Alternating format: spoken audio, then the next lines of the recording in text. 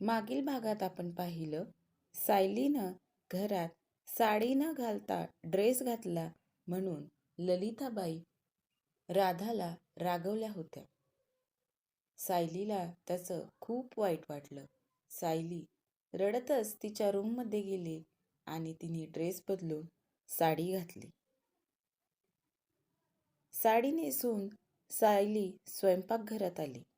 राधा सकाळच्या चहा नाश्त्याची तयारी करत होती.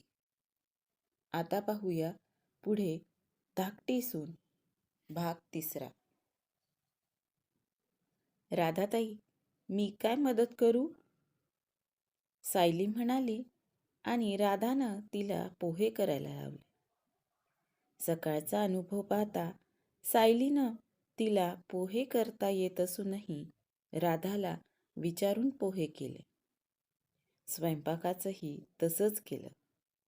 सर्वांचा चहा नाश्ता आटोपला. हेमंत आणि हेमंतचा मोठा भाऊ वसंत दोघं ऑफिससाठी निघाले. हेमंत, लवकर येशील घरी?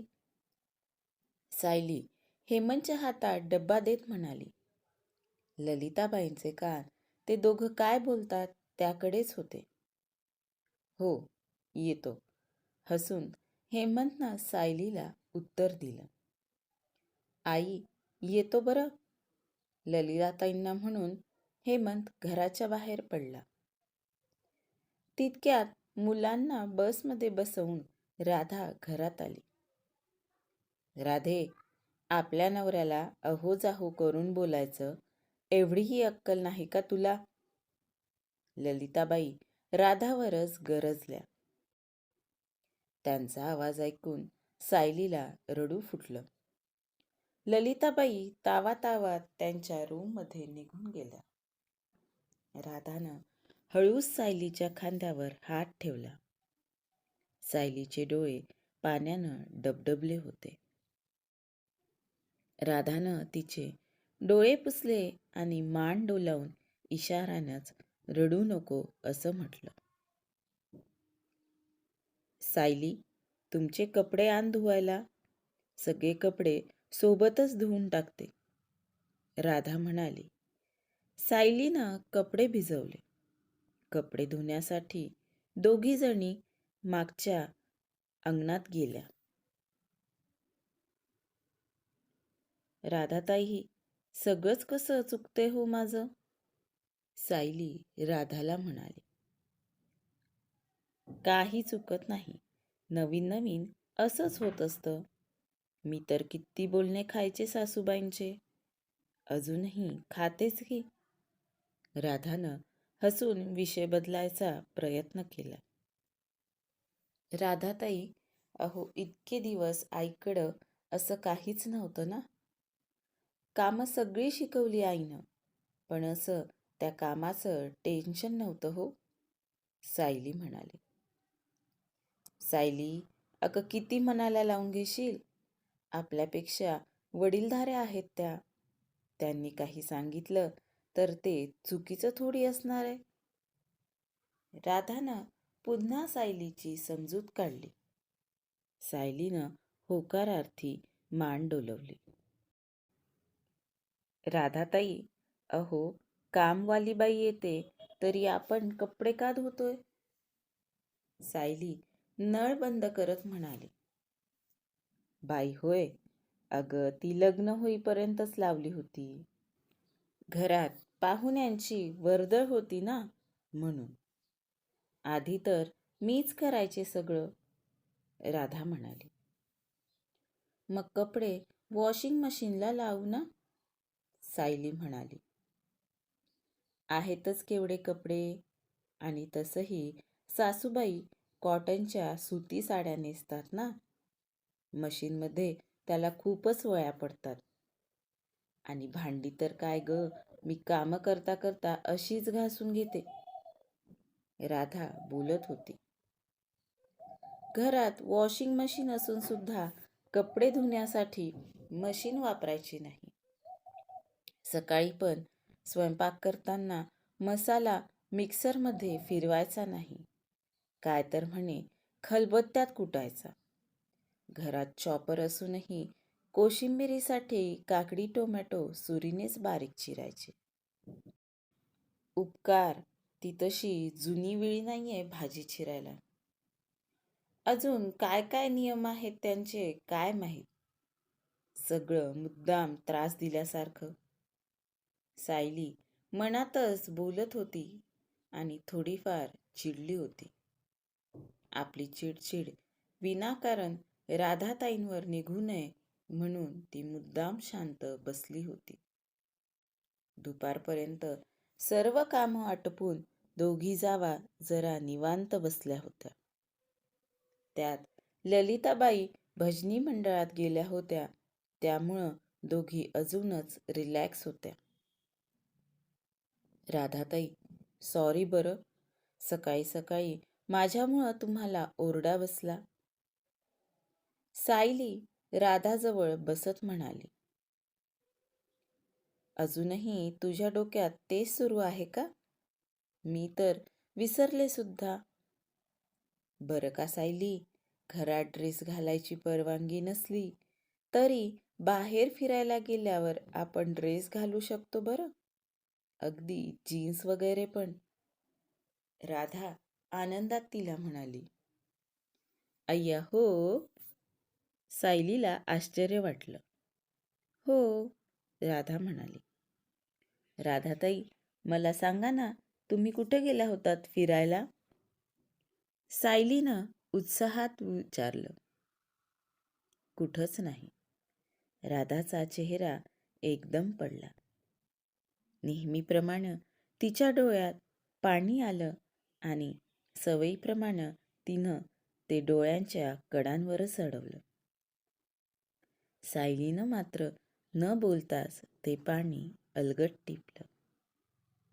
राधाताई, मस्त कॉफी घेऊया? सायलीनं तिला विचारलं.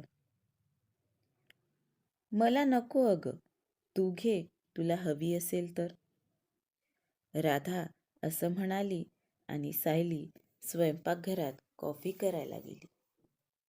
तिनं मस्तपैकी स्ट्रॉंग कॉफी केली आणि 2 कपात घेऊन आली.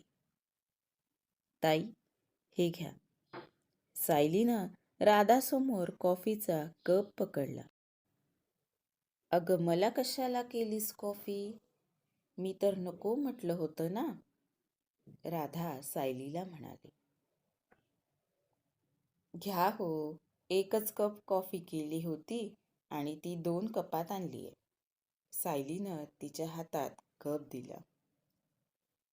मस्त झालीये ग. राधा कॉफीचा एक घोट घेत म्हणाली. राधाताई, मला माहितीये, दूध संपेल म्हणून तुम्ही कॉफी घेतली नाही ना? सायली म्हणाली आणि राधानं तिच्याकडं चमकून पाहिलं. राधाताई, अजून काय काय नियम आहेत हो सासूबाईंचे? खरंच, मला सांगा तरी एकदा. माझ्यामुळं असं सतत तुम्हाला बोलणी पडलेली मला आवडत नाही, सायली म्हणाली आणि राधानं एक उसासा टाकला. सायली, या जहागीरदारांच्या घरात सासूबाई म्हणतील तीच पूर्व दिशा असते. घरात वाणसामानाचे किती सामान आणायचे, त्यापासून दूध, दही, अगदी भाजीपाला किती आणायचा आणि कोणता आणायचा, स्वयंपाकाला काय करायचं हे देखील सासूबाईच ठरवतात. पैशाचे सगळे व्यवहार देखील सासूबाईंना विचारूनच होतात. मनूच्या बाबांनी या घरात सगळ्या वस्तू घेतल्या ग आवडीनं, पण त्या वस्तू वापरलेलं सासूबाईंना आवडत नाही. काही वर्षांपूर्वी मी घरातच पाय घसरून पडले होते, तेव्हा माझा हात मोडला होता. मनू लहानच होती बघ तेव्हा. तेव्हाच यांनी घरात वॉशिंग मशीन, मिक्सर वगैरे आणलं होतं. सासूबाईंना न विचारता आणलं म्हणून त्यांना राग आला होता. न विचारता आणण्यापेक्षा आपल्या बायकोची काळजी केली याचं जास्त वाईट वाटलं त्यांना. राधा बोलत होती. तुला माहिती सायली, गावाकडं आपला जहागीरदारांचा खूप मोठा वाडा आहे. पंचक्रोशीत जहागीरदार घराण्याचं नाव खूप मोठं आहे. आजे सासूबाईंच्या सासूबाईंनी या घराला नियम घालू दिलेत आणि सगळं तसंच सुरू आहे. 9 वारीतून 6 वारीत आलो, हाच काय तो बदल बघ. राधा बोलत होती. सायली आश्चर्यानं त्यांच्याकडं बघत होती. घराला शिस्तीत ठेवण्यासाठी नक्कीच नियम असावेत, पण कालानुरूप त्यात काही बदलही करायला हवा ना. सायली म्हणाली. हो ग, अगदी बरोबर बोललीस तू. सासूबाईंच्या मते त्या मुलांसोबत इकडे शहरात राहायला आल्या, हा सगळ्यात मोठा बदल त्यांनी स्वीकारला आहे. राधा म्हणाली. राधाताई, तुम्हाला न पटणाऱ्या गोष्टी तुम्ही कशा काय करता हो? त्रास नाही का होत? तुम्हाला कधी नोकरी करावीशी वाटली नाही का? कधी घराच्या बाहेर पडावं असं वाटलं नाही? सायलीनं राधाला विचारलं. खूप वाटायचं ग, अजूनही वाटतं. नोकरी करणाऱ्या बायका पाहिल्या, स्वतःच्या पायावर उभ्या, स्वतःचे निर्णय स्वतः घेणाऱ्या स्त्रिया पाहिल्या की वाटतं आपणही असे स्वतःचे पैसे कमवावेत, स्वतःवर आपल्या मुलांवर खर्च करावेत, कधी आपल्या आईला आवडीनं साडी घ्यावी, घरातही आपल्या आवडीनं सामान घ्यावं, कधी आपला नवरा आणि लेकरं घेऊन आपणही फिरायला जावं. पण राधा बोलता बोलता थांबली. सायलीनं तिचा हात हातात पकडला. राधा तिच्याकडे बघून मंद हसली. पण काय, बोला ना राधाताई, सायली म्हणाली. काय असेल राधाच्या मनात? ललिताबाईंचे जाचक नियम सायली स्वीकारेल का? की बंड पुकारून एक नवीन सुरुवात करेल? पाहूया पुढच्या भागात. आजचा भाग कसा वाटला? कमेंट करून नक्की सांगा. धन्यवाद.